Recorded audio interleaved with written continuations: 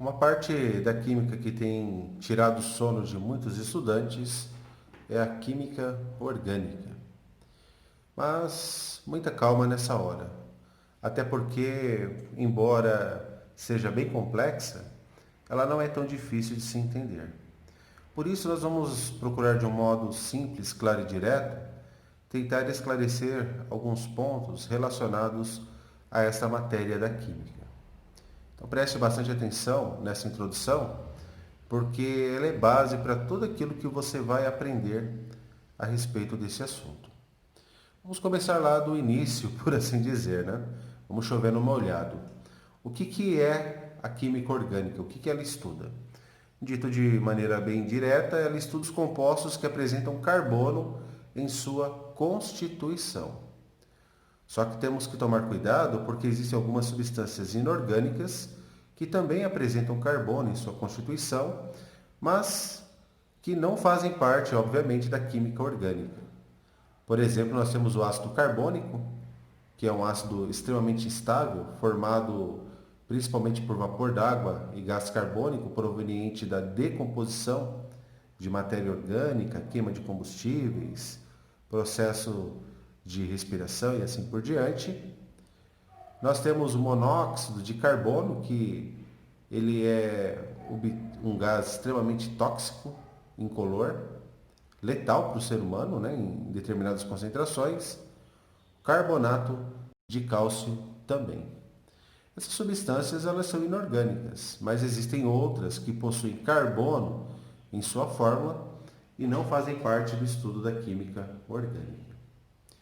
Mas vamos falar um pouquinho do início da química orgânica, como que isso se deu lá no passado. Bem, dito de um modo simples, lá no passado, eles consideravam tudo aquilo que era composto orgânico proveniente de seres vivos. E os compostos inorgânicos, seres não vivos, por assim dizer, né? Reino mineral. Então era classificado dessa forma. Reino animal e vegetal, tudo que provinha desse reino nós chamávamos de química orgânica. E do reino mineral nós chamávamos de química inorgânica. Era assim que era classificado. Antigamente, isso aqui era chamado de teoria da força vital. Só que em 1828, um médico alemão chamado Wöhler, ele conseguiu, por meio de um experimento até simples, comparado com o que nós temos hoje, sintetizar a ureia, que é um composto presente na urina dos mamíferos. E como que ele fez isso? Ele pegou uma substância inorgânica, que é justamente o cianato de amônio, um sal, aqueceu esse sal e ele pôde obter então a ureia, né? Então percebam que de um composto inorgânico, que era considerado do reino mineral, pôde-se obter um composto orgânico, que era considerado do reino animal e vegetal.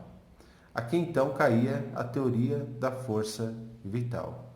Sabia-se que não era mesmo da forma como se imaginava as coisas.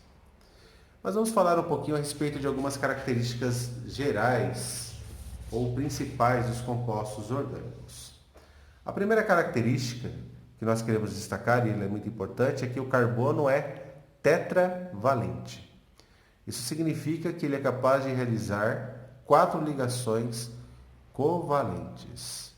Por que ele é tetravalente? Porque quando nós fazemos a distribuição eletrônica, nós vamos perceber que na sua camada de valência, os elétrons da sua última camada, nós temos, né, 4 unidades. Então isso vai proporcionar a ele formar 4 ligações covalentes a fim de estabelecer o seu octeto, né? E assim então adquirir sua estabilidade química. E qual é a configuração possível para um carbono? Nós podemos encontrar o carbono basicamente nesses formatos aqui, ó. Nós temos aqui um carbono ele pode formar 4 ligações simples, ele pode formar 2 ligações simples e uma dupla, ele pode formar 2 ligações duplas e ele pode formar uma simples e uma tripla, mas sempre respeitando esse princípio. O átomo de carbono ele é tetravalente, sempre vai ter que ter 4 ligações. Pode ter 3? Não. Pode ter 5? Não. Quantas ligações o carbono faz? 4 ligações, nós não podemos nos esquecer disso. Então essa é a primeira característica que nós queremos destacar a respeito do átomo de carbono. Ele é tetravalente. Segunda característica que nós queremos destacar a respeito do átomo de carbono é que eles são capazes de formar cadeias. E muitas vezes, cadeias que variam de 2 carbonos, que é o número mínimo para se ter uma cadeia carbônica, até milhares, milhões de átomos de carbono ligados um no outro, cadeias gigantes, não é mesmo? Lembrando que nós temos essa substância aqui, que é o metano,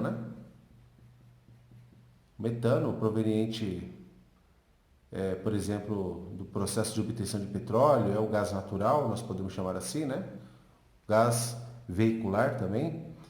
Ele não forma uma cadeia carbônica porque, obviamente, ele tem apenas um carbono em sua constituição.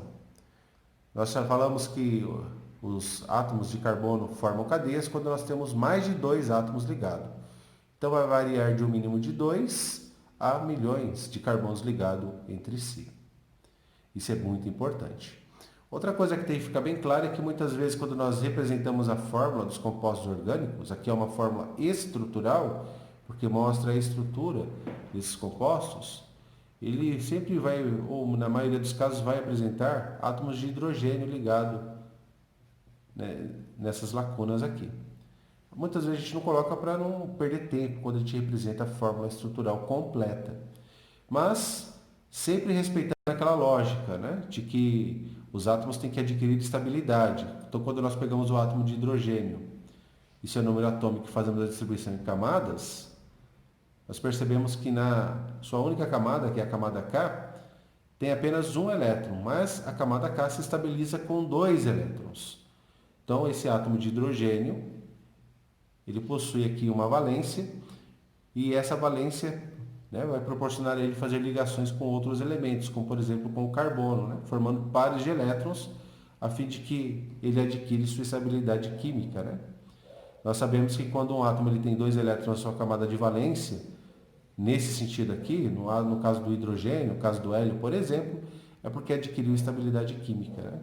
Se o hidrogênio ele ficar com 2 elétrons na camada de valência, ele fica semelhante ao hélio, que é um gás nobre. E aqui nós temos o mesmo princípio para o átomo de carbono. O carbono ele vai adquirir sua estabilidade química quando ele fica com 8 átomos, ou melhor, com 8 elétrons, ou faz 4 ligações simples, ou faz as ligações que vão proporcionar que ele fique com 8 elétrons na sua camada de valência. 2, 4, 6, 8 elétrons. Vale destacar também que os elementos da química orgânica não vão apresentar apenas carbono e hidrogênio. Outros átomos vão aparecer também, Oxigênio, nitrogênio, fósforo, enxofre. Nós temos os halogênios, o flúor, cloro, iodo, bromo, do grupo 17 ou 7A.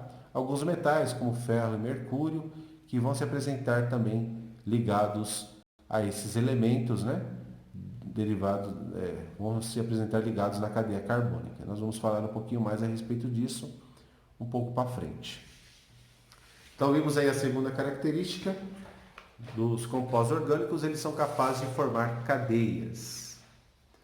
Uma terceira característica importante, os compostos orgânicos apresentam baixos pontos de fusão e ebulição. Por exemplo, o açúcar, ele tem um ponto de fusão de de 185 graus Celsius, Agora vamos comparar com o sal de cozinha, que é uma substância inorgânica. 801 graus Celsius. Bem diferente, as temperaturas, Uma grande diferença aí. Então, os compostos inorgânicos normalmente apresentam altos pontos de fusão e ebulição. Já os orgânicos baixos, Por exemplo, a acetona, ela apresenta um ponto de ebulição de aproximadamente 54 graus Celsius, bem baixo, comparado com as substâncias inorgânicas. Esse sal de cozinha, por exemplo, ele ferve em temperaturas superiores a 1000 graus facilmente.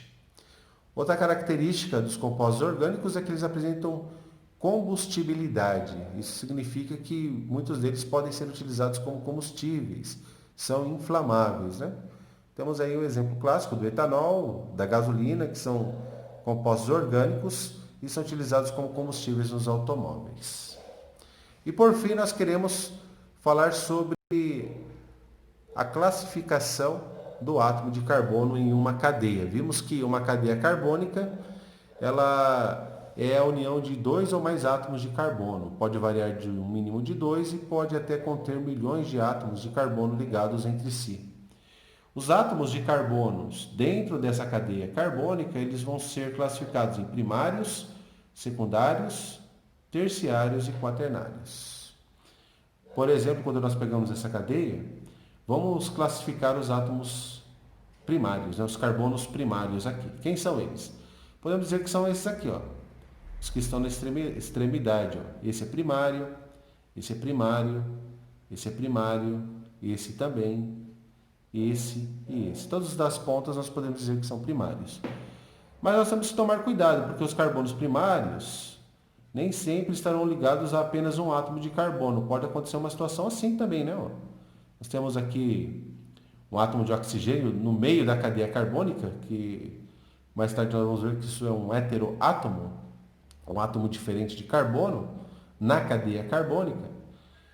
E aqui nós vamos ver que nós temos diversos carbonos primários. Por exemplo, esse carbono não está ligado a nenhum outro átomo de carbono. Por isso nós dizemos que ele é um carbono primário. Então, a definição de carbono primário é quando está ligado a apenas um átomo de carbono ou a nenhum, como nesse caso. Esse aqui nós podemos dizer que ele é primário. Por quê? Porque ele está ligado apenas nesse átomo de carbono. E a mesma coisa para esse aqui. Então não vamos nos enganar com isso. Os carbonos secundários, quais são eles? Nesse caso aqui nós vamos perceber que esse átomo é um carbono secundário, né? Por que ele é um carbono secundário? Porque ele está ligado apenas nesse e nesse átomo de carbono. Assim como esse aqui também. Vai ser um carbono secundário. Um carbono terciário vai estar ligado a 3 átomos de carbono. Esse é um carbono terciário. Ou se você perceber aqui, ó, vai formar um T na sua estrutura. Então, ó, esse carbono está ligado nesse, nesse e nesse, por isso ele é classificado como terciário. E o carbono quaternário, ele vai estar ligado a 4 átomos de carbono, vai formar uma cruz, por assim dizer, né? Esse aqui é um carbono quaternário. Tudo bem? Bem simples. Aqui nós chegamos então ao fim dessa aula introdutória de Química Orgânica. Espero que tenha servido de ajuda para você.